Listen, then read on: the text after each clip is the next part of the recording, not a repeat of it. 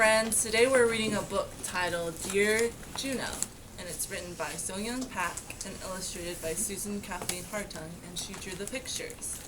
And usually when we see the word dear, D-E-A-R, before a name, that means we write a letter, right? And that makes sense because I see an envelope here, and the side or edge of it is torn and there's a letter inside. And I think this might be Juno.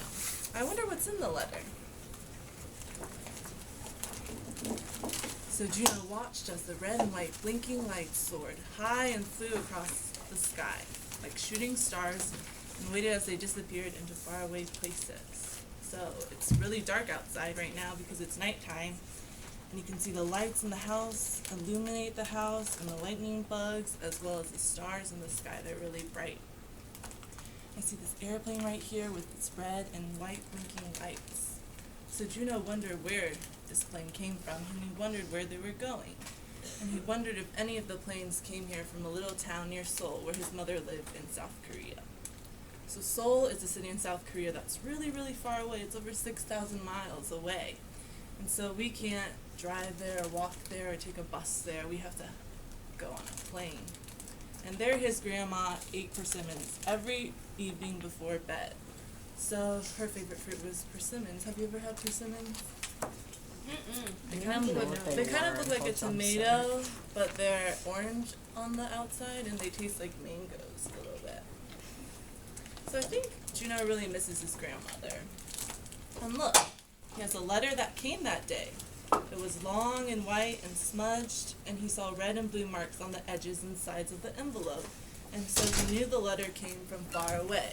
So usually when we see these red and blue marks on the edges, that means it's international mail, or it came from a different country, not in the United States. And his name and address were neatly printed on the front, so he knew the letter was for him.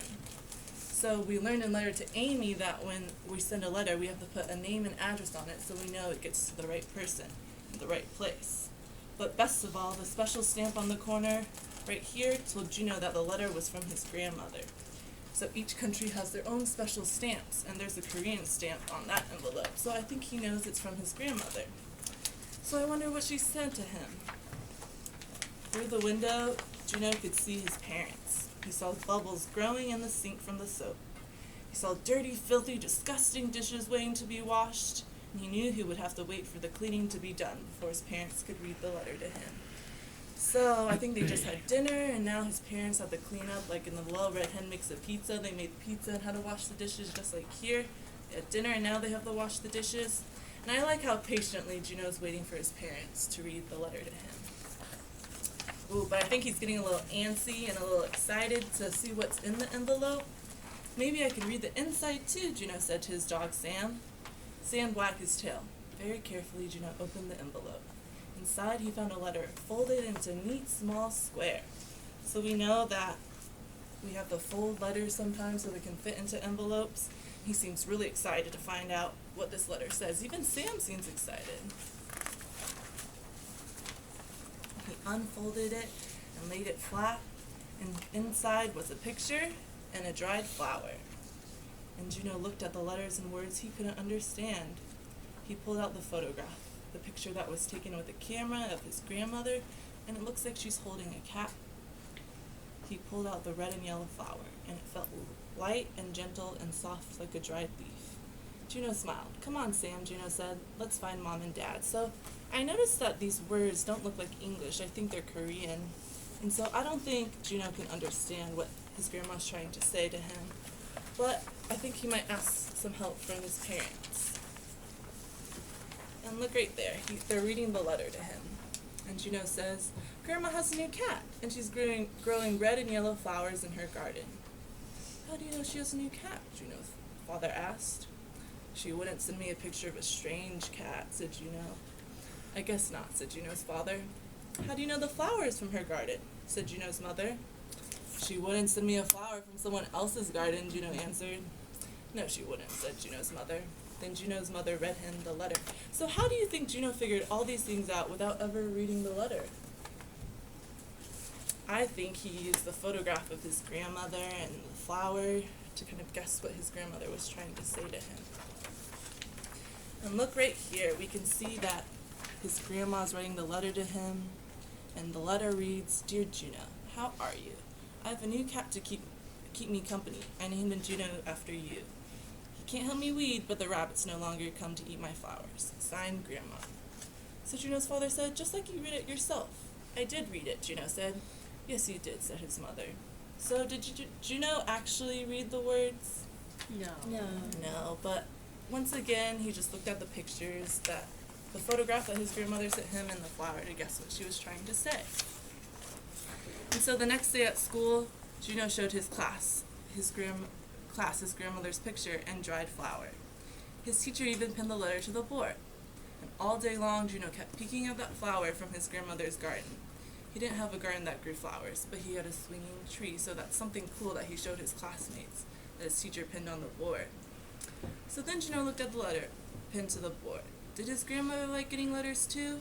Yes, Juno thought. She likes getting letters just like I do. So Juno decided to write one. So that's really thoughtful and nice of Juno to send a letter to his grandmother, and I bet she'll like it a lot. So when he got home after school, Juno ran to his backyard.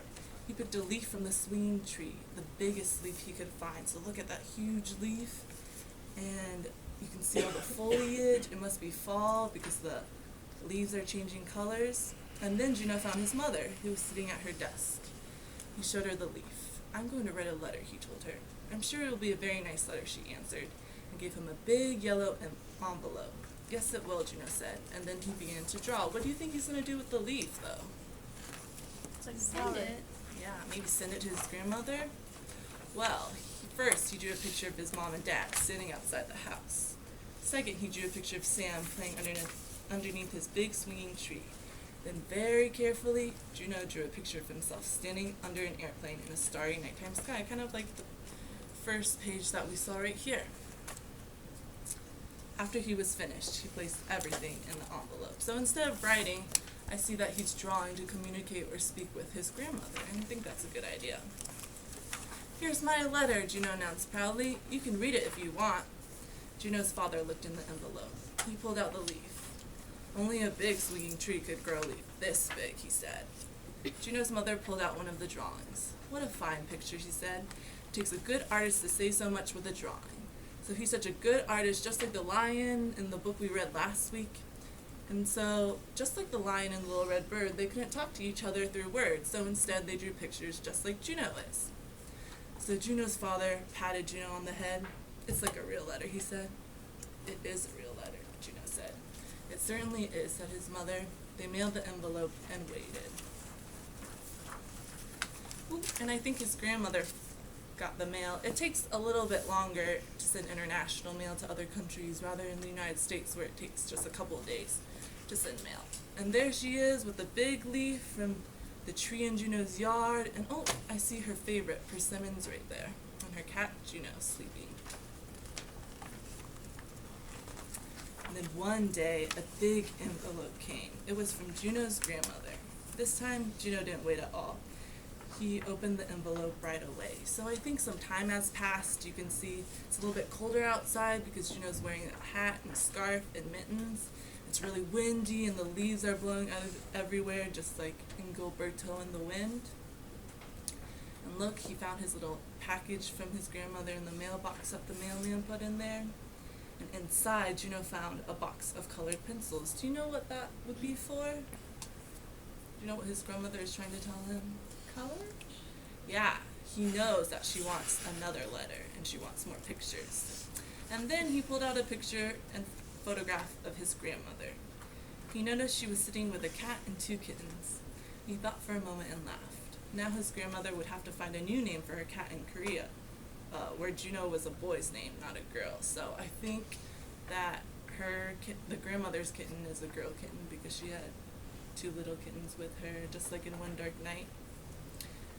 And then he pulled out a small toy plane. What could this mean? I think his grandmother is coming to visit him.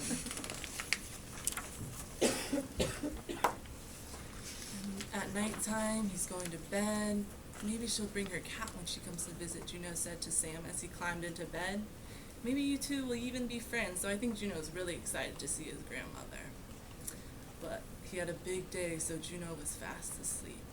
And when he dreamed that night, he dreamed about a faraway place, a village just outside Seoul, where his grandmother, whose gray hair sat on top of her head like a powdered donut, was sipping her morning tea. The cool air feels crisp against her cheek. It feels fresh, crisp enough to crackle, he dreams, like the golden leaves which cover the persimmon garden. So I think he misses his grandmother so much that he even dreamed about her, just like we learned about dreams in Hooray Pinata with Lucy and Lucky. And there she is, with her tea in the morning, and it's snowing outside, and with Juno and her 2 kittens. The end. And then I talked about, like, writing to someone else, like pen pals. Good job. Tracy, that was so